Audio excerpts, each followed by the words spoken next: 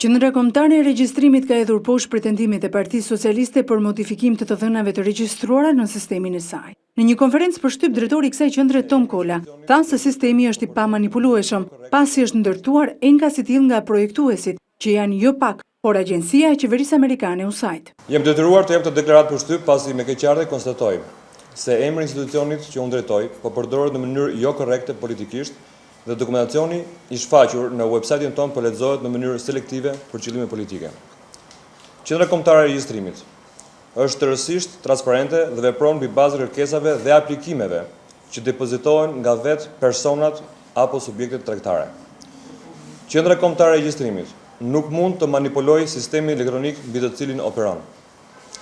Sistemi elektronik i QKR-s është ndërtuar enkas i pamanipulueshëm nga ndërtuesit dhe projektuesit e USAID-it. Pra sistemi elektronik nuk merr urdhra as nga unë si drejtor dhe as nga ministra siç pretendon opozita. Sistemi pranon aplikime dhe miraton ato vetëm kur dokumentacioni i sjell dhe i kërkuar është i plot dhe i rregullt. Në këtë mënyrë, drejtori i Qendrës Kombëtare të Regjistrimit ka përgënjeshtruar akuzat e bëra nga Partia Socialiste në drejtim të institucionit që ai drejton dhe ka sqaruar publikisht edhe çështjen për të cilën u përfshi në akuzat e Partisë Socialiste.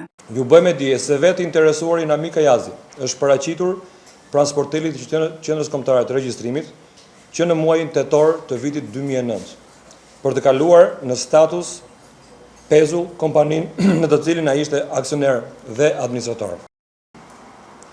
Në qoftë se Qendra Kombëtare e Regjistrimit do të vepronte me urdhra ministrash dhe jo sipas rregullave dhe ligjeve të shtetit shqiptar, atëherë zoti Namika Jazi nuk do figuronte administrator apo aksioner kësaj kompanie.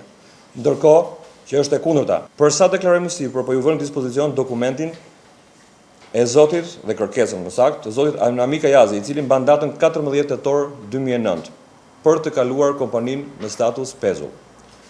Për të njëjtën kërkesë, zoti Jazi është paraqitur pranë sportelit të QKR-s edhe në datën 12 korrik 2010, duke sjellë kërkesën e përsëritur për të hequr dorë si administrator dhe ortak i kompanisë.